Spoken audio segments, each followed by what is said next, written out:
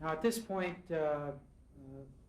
which of the detectives actually climbed over the wall? Myself. And could you indicate on Exhibit A where you climbed over?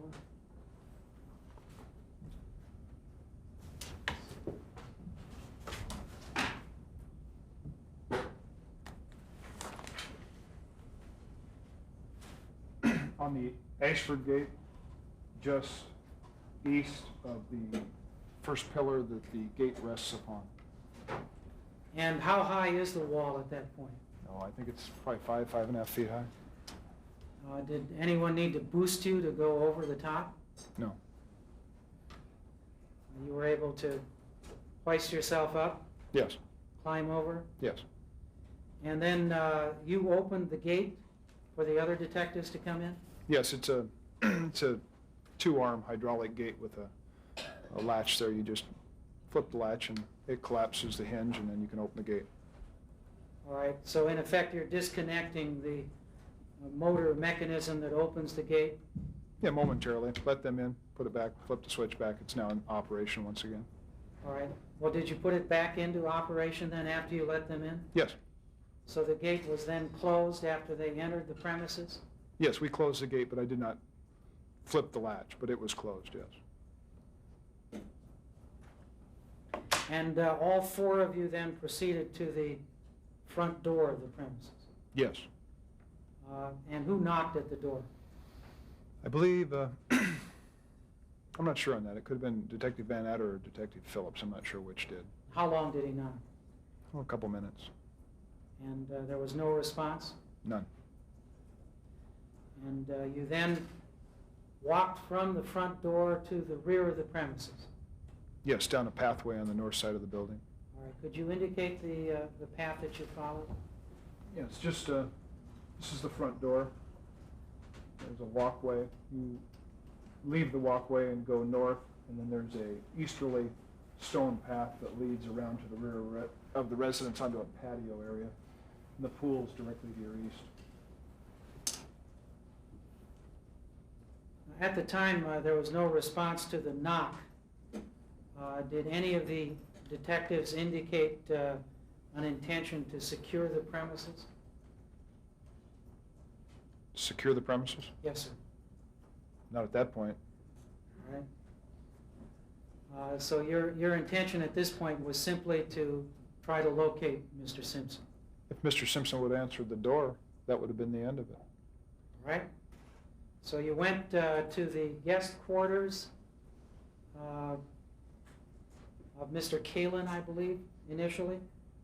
Yes, the first bungalow. All right. And all four of you went to Mr. Kalin's door? Well, Detective Phillips went up to the door, looked inside the glass door with louvers. Louvers were open. He saw a man lying on the bed, and he knocked on the door. All right.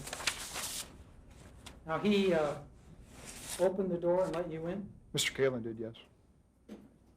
How was he dressed? I can't really remember exactly. I believe he had a T-shirt on, and I believe he might have had sweatpants or some kind of loose-fitting trousers, but I'm not positive. And, of course, you immediately told him why you were there? Detective Phillips talked to him initially. And what did Detective Phillips tell him? I believe, to the best of my knowledge, he told him that asked him if there was anybody in the main house. There was an emergency, and they had to know if anybody was home, and if they were okay, something to that effect. Did Detective Phillips tell him about the death of Nicole Brown? If he did, I did not hear it at that time. I was standing a little bit back. I believe I was at the rear of the group. So no effort was made to notify Mr. Kalin of the death of We didn't know. I'm sorry. Of Miss Brown. We didn't know who Mr. Kalin was. All right. And did you ask Mr. Kalin where Mr. Simpson was? I didn't personally. Did any of the detectives? I believe Detective Phillips did. I did not overhear the response. I believe you said Mr. Kalin was disoriented. Well, he had just been woken up. It was 5:45 in the morning. His eyes were bloodshot, his hair was messed up. It looks like he just woke, it looks like I look like when I wake up. Bad, you know. And you entered his room, and I believe you indicated you opened the closet? I asked him if I could look around. I opened the closets. They were tall closets, very large closets, almost as large as the panels on these, on the courtroom. Did you explain why you wanted to look around? I don't recall if I said I was looking to see if there's anybody else there. I don't recall that. I looked in the bathroom and the closets and then and returned to Mr. Kalin. What were you looking for? Well, additional people that might have been secreting themselves in a hiding place, or could be a victim. And was there anything other than what you had observed before you entered the premises that led you to believe there might be a victim or a suspect in Mr. Kalin's closet?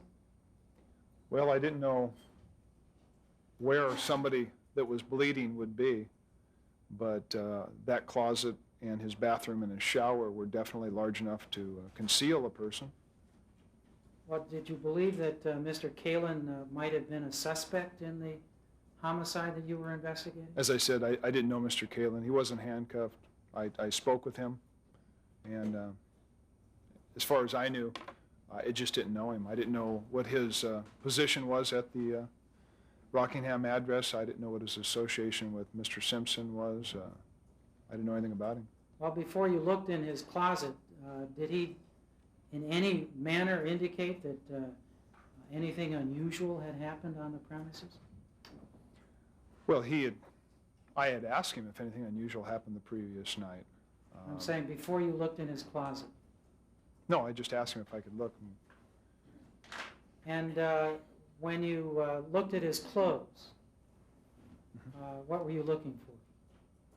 Well, I asked him if I could, are these the clothes you wore last night? He said, yes. I says, you mind? And he says, no. I was just looking to see if there was any tearing, stains, same with the shoes. Thought there might be blood on his clothes or his shoes? There could be. All right, and you picked up the shoes to look at them to see whether they had blood on them? Yes. Did you look at the pattern of the soles to see if they matched the soles of the footprints you had observed at the scene on Bundy? I did. And what conclusion did you come to? They looked like they were close, but they looked a little too small, and they didn't look like an exact pattern. And there was no debris on them. There was no any type of dried liquid. They looked very clean. No blood on them? No anything. No dirt, no blood. Now, Mr. Kalin told you that Mr. Simpson's daughter was also on the premises? He told Detective Phillips, and Detective Phillips, Van Adder, and Lang proceeded to that bungalow. All right. So you remained in Mr. Kalin's room while the other three detectives went immediately to Arnelle Simpson's room? That's correct. All right. And could you again indicate on Exhibit A where Arnelle Simpson's room was? Arnelle's is the furthest bungalow, and it's almost directly in the southeast corner of the property. It's the last room that the front door faces north. All right. Did you observe what the other detectives did when they got to Arnelle's room? Not at all.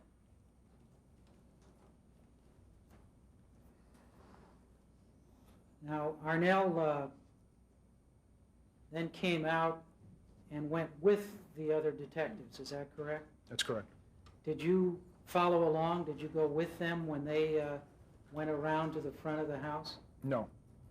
You remained with Mr. Kalin? Yes.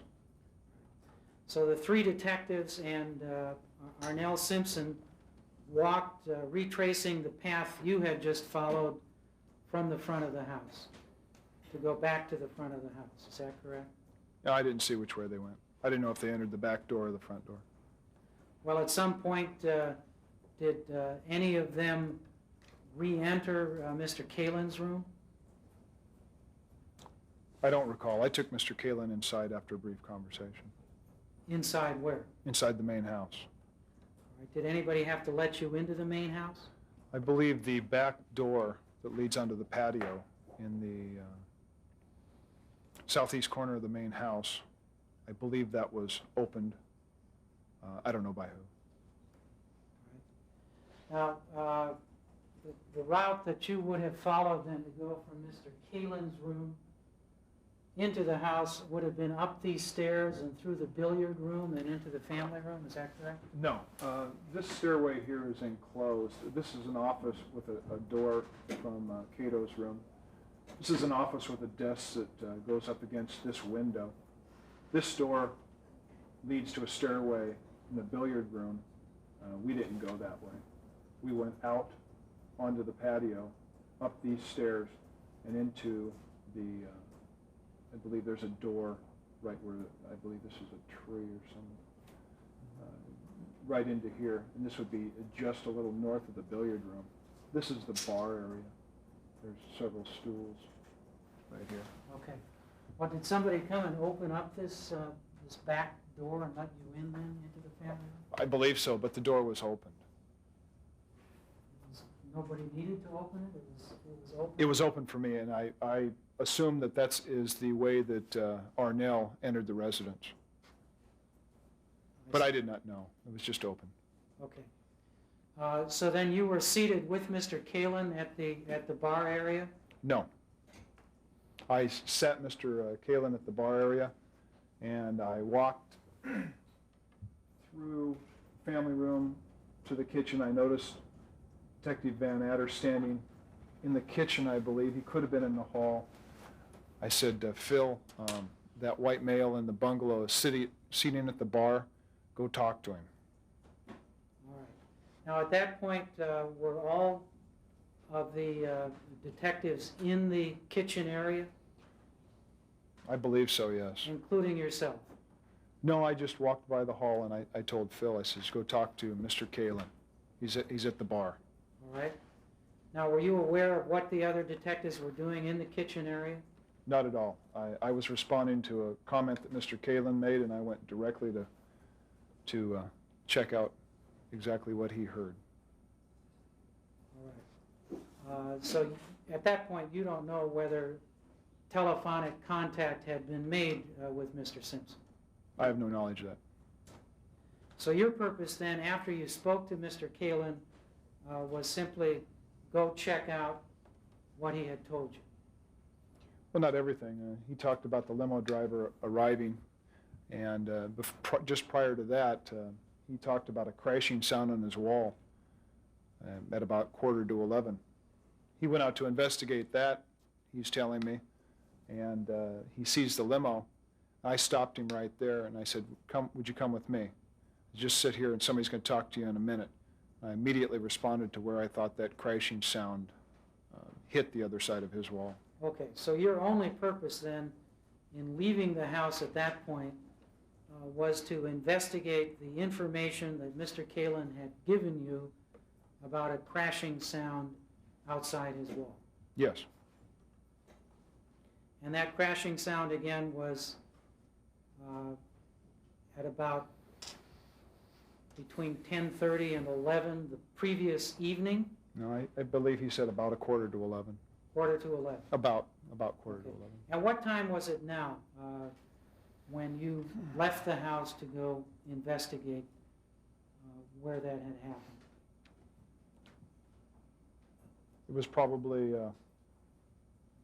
just prior to 6 o'clock. Okay, so you had been on the premises less than an hour at that point.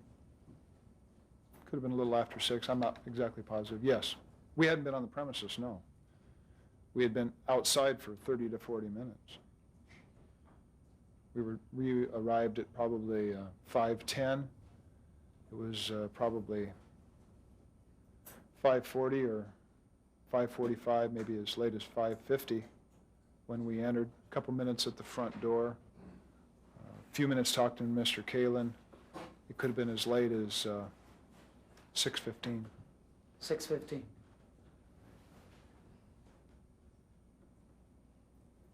And what was the lighting conditions at that point? Well, It was becoming light. On the pathway in the south part of the border of the property was overgrown with trees, and the roof and the building shadowed much of it, so it was deeply shadowed in there. Not much light could get to it, I doubt, even on a sunny day. But you still needed a flashlight? To see what was in front of me, yes. And you took that flashlight and went then to the corner of the garage and started down along the narrow pathway at the rear of the house? Yes, this was a small flashlight, though. I couldn't see much farther than a few feet in front of me with the flashlight. It was just a small 5-inch long flashlight for close work. And your purpose was to look for a body of a possible victim? From Mr. Kalin's statements, it sounded like the possibility that somebody collapsed against the wall in the rear. Yes, that's what I was looking for.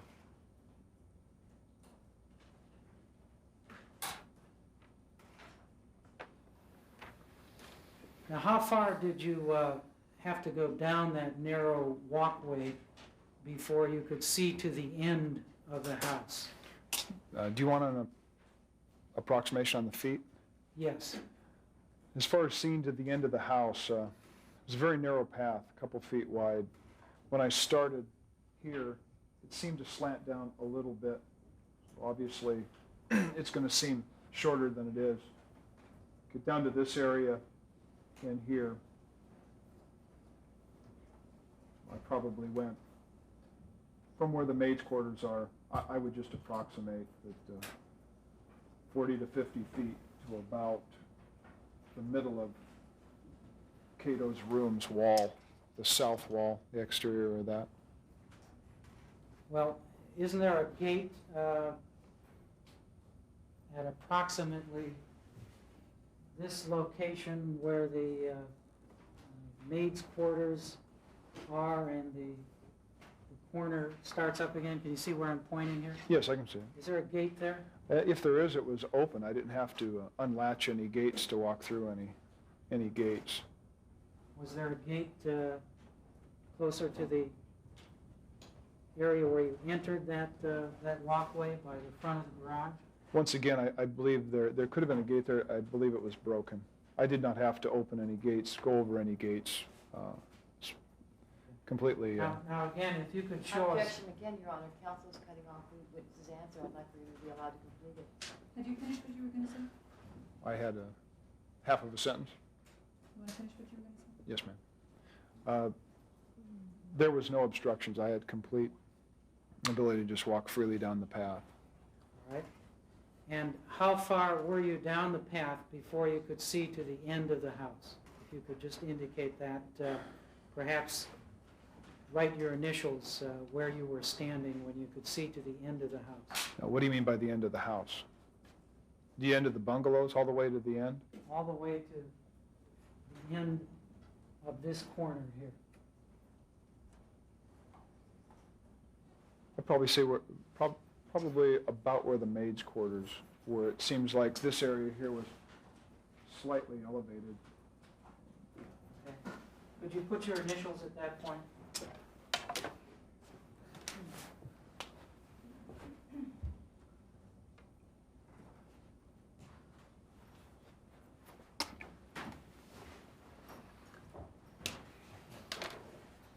We have a blown-up photograph here that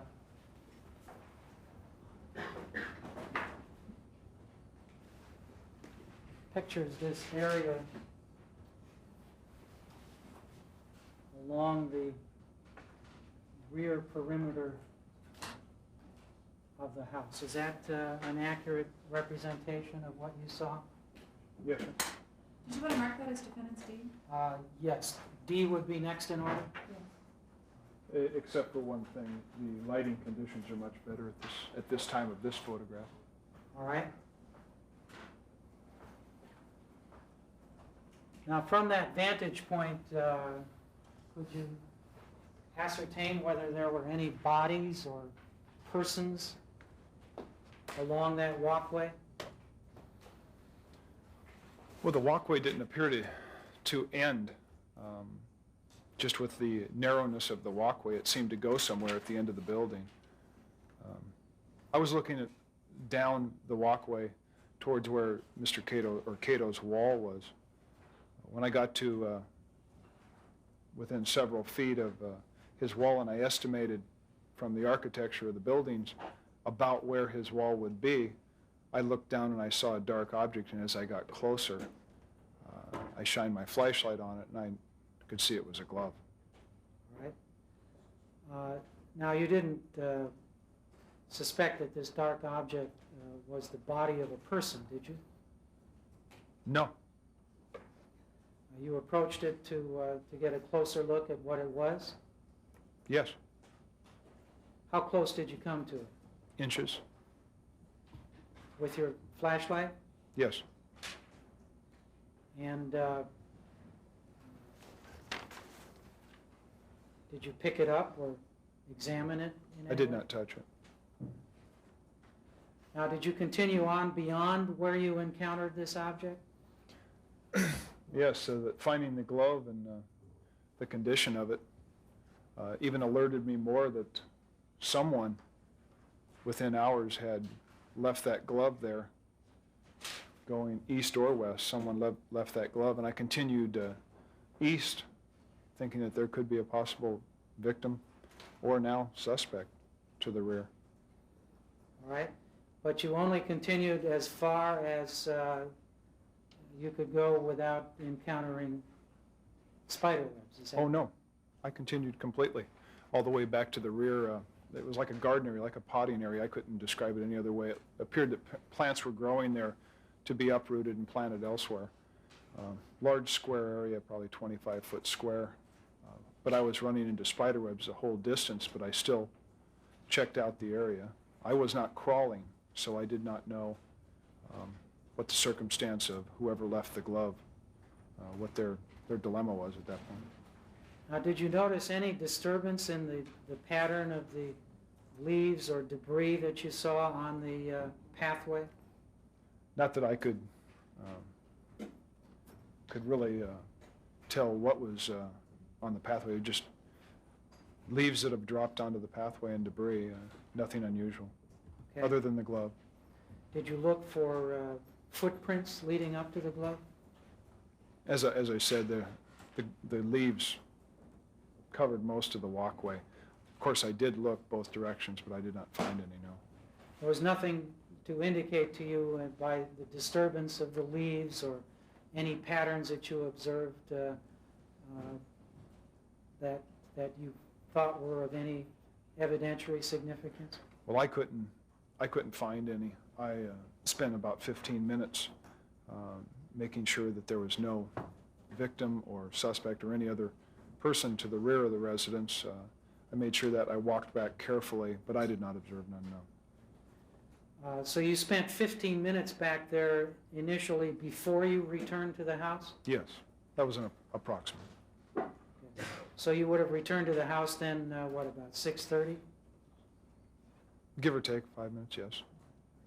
And at that point, you asked the other detectives to accompany you to look at the glove as well? Yeah, I contacted Detective Phillips, and I told him, I said, Ron, I found a glove on the side of the house that looks very similar to the glove that's at the scene on Bundy. And where was Detective Phillips when you told him that? I believe he was in the front of the residence outside, What was he doing? just standing there, I believe.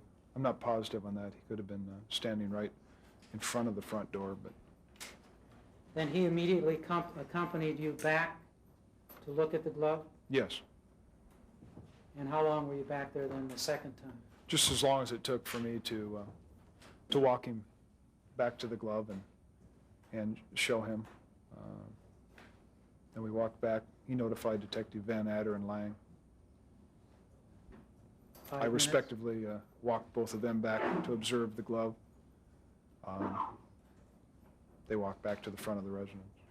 Detective Van Adder and Lang walked back together? No, I walked each one of them back individually, so they didn't destroy anything.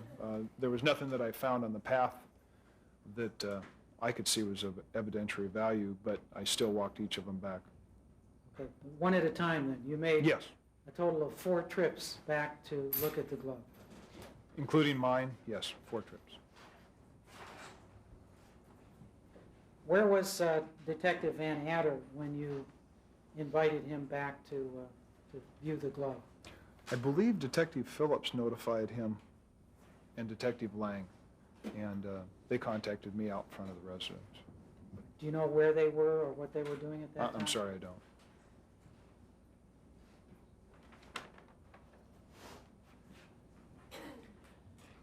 Now, were you the first person to observe what you referred to as blood drops or blood spots on the driveway? I don't believe so, no. No objection, that would call for speculation. Sustained. Did you observe some blood spots on the driveway? Yes, Now again, these were red spots that appeared to you to be blood, yes. and you were unable to come to any conclusion whether they were animal blood or human blood, I did not come to that conclusion. or even whether they were blood. That's true, yes, sir. When did you first see these?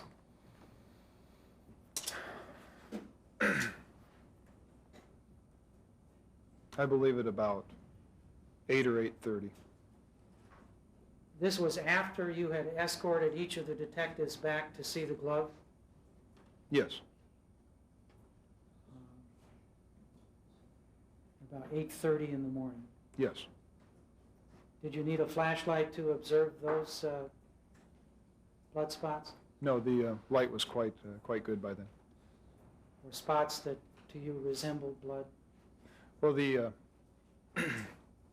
it's always difficult to see them on that, the simulated cobblestone red stone, but the gray concrete to the rear of the Bronco was fairly easy to see without much effort.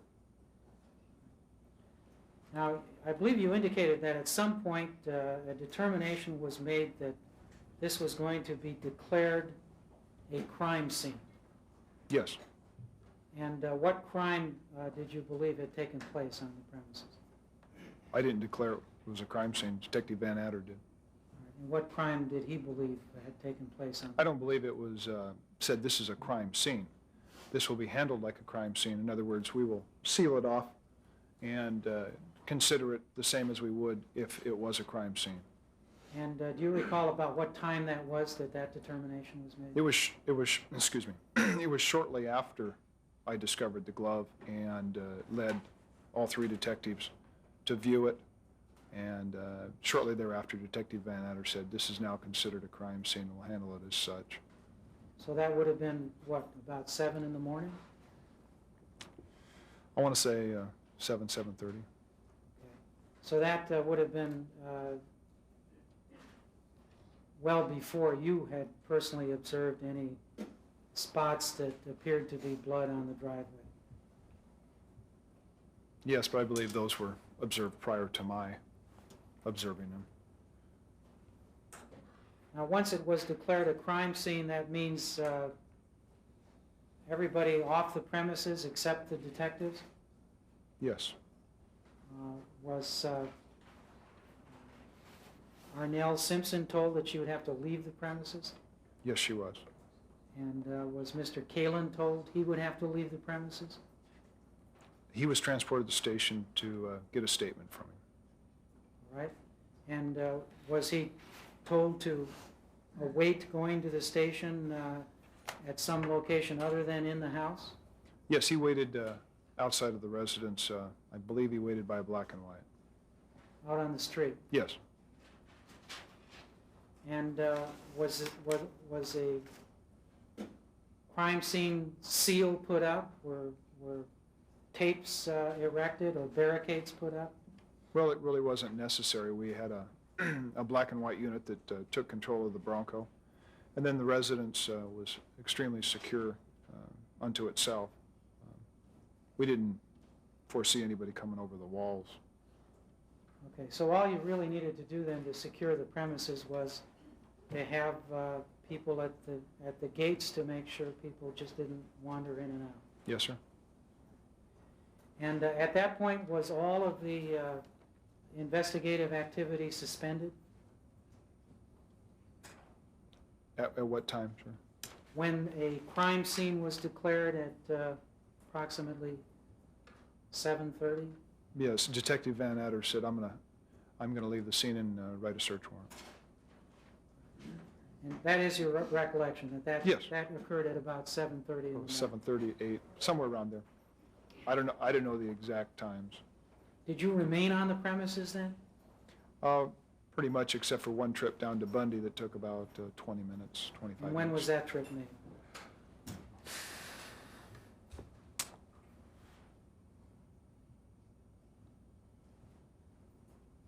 $7:30, 8 o'clock. Might have been very, very close in proximity to the time that Detective Van Adder left the scene to write a search warrant.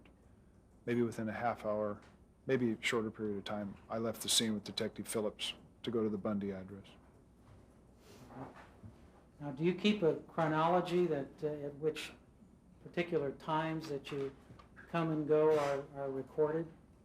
There's usually an officer at a scene that does that, yes. And did you log in or log out when you left the Rockingham scene and returned to the Bundy scene? I don't believe there was a log started at the Rockingham location that early. Now, at any time were you informed that any of the detectives had succeeded in locating Mr. Simpson? I know Detective Phillips had spoken to him on the phone, yes. And when did that occur? The same morning, and I believe it was between 6 or 7 o'clock, maybe a little before. A little before 6? I don't know, sir. I did not stand next to Detective Phillips when he was speaking to him, but I know he did. When did you first learn that that had happened? Probably about the same time that Detective Van Adder said, this is now a crime scene, or shortly thereafter. I had not been with those three detectives for several minutes, and Detective Phillips was using his cellular phone to try to call the residents and then call the station and call Mr. Simpson. I believe he talked to his secretary, too, and learned his whereabouts. Thank you. If I could have just a moment. Yes. Your Honor.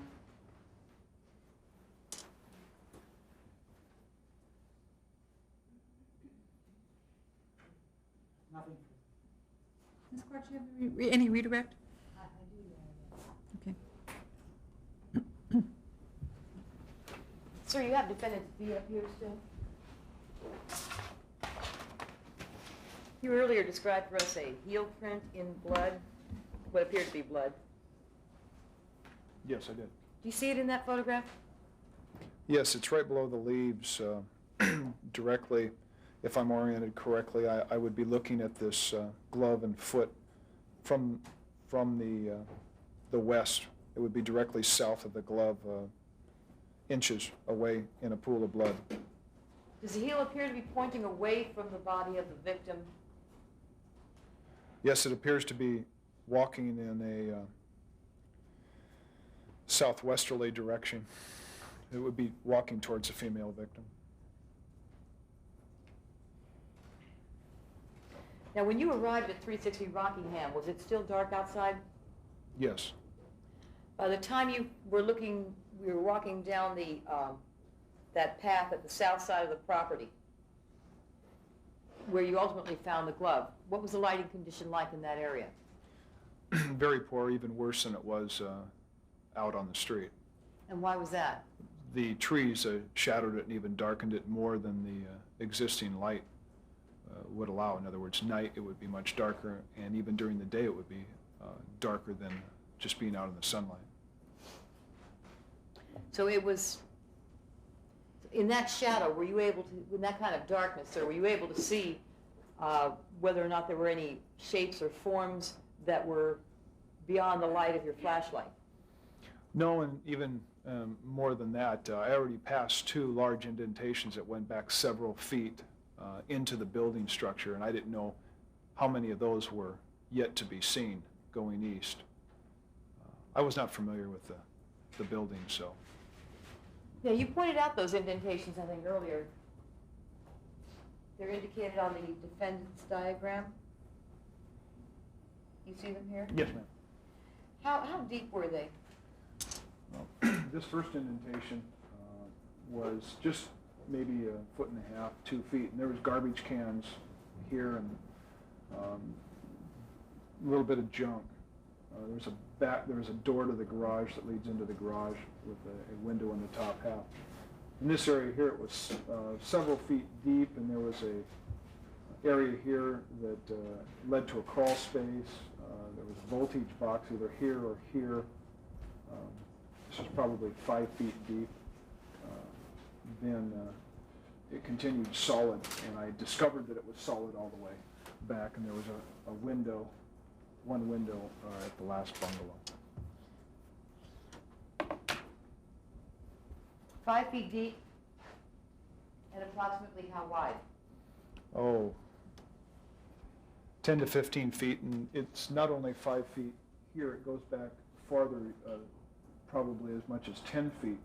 Somebody could be secreted in that area. So you went all the way back to the very end that's indicated in the diagram there? Yes, all the way back where there's this diagram of shrubs. It's not overgrown as this is depicted. This area, fairly large, it's completely open, and it looked like I said, a potting area for growing young plants so they can be transplanted into the landscape in the main house. And you looked around back there as well? Yes, I looked there and in the shrubs and attempted to get as far back as I could on the other side of this fence. I couldn't tell what was back there, but I wasn't dressed in attire that I could really go too far. So that was even after you found the glove. You continued back there? Yes. Looking for? I was looking for a victim, a person who could have left the glove. What I saw in the glove I thought was blood, and that alerted me even more. Now, you earlier indicated that you saw the bloody shoe prints and the blood drops to the left of those shoe prints in a direction that seemed to lead away towards the alley of the rear of the residence at 875 South Bundy. Yes. Did that observation have any impact on the significance you placed on the blood on the door handle that you initially saw on the Ford Bronco? Well, the blood to the left of a footprint would indicate that there was an injury to the left side of the body. The spot on the truck, the driver's side, you would open the door with your left hand. That could indicate that the person that left the scene was bleeding from a foot, an arm, a hand, from the left side of his body, and the spot on the Bronco could coincide with that injury.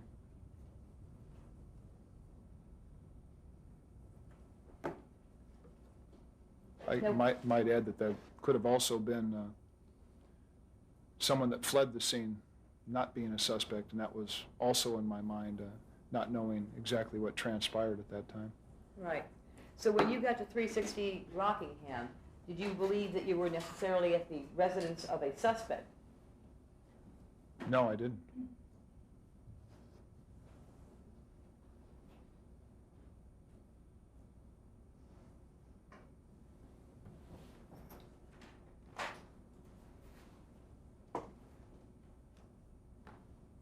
And why was it that you did not secure the residence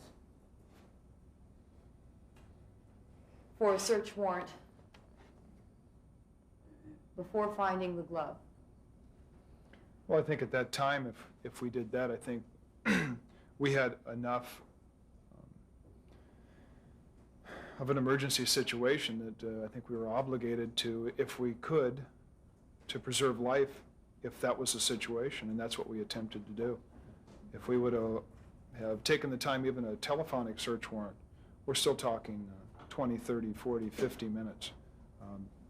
This is not a situation where we had the time to stand out in the street and just wait and wonder. We had to do something.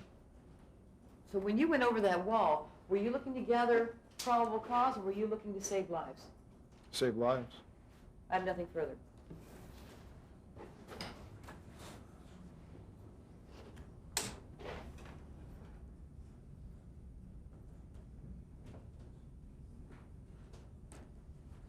I take it, Mr. Uelmen, that you have some additional questions. Yes, Are they going to be lengthy? maybe. All right, it's 4:30 right now, so I think that we will stop at this point. We will continue with this tomorrow morning at 9 o'clock. I remind you, please do not discuss your testimony with anyone except the lawyers in this case. Yes, Your Honor. You may step down. Thank you very much.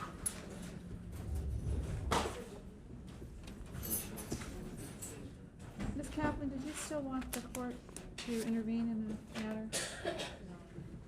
I'm sorry, I can't hear you. No.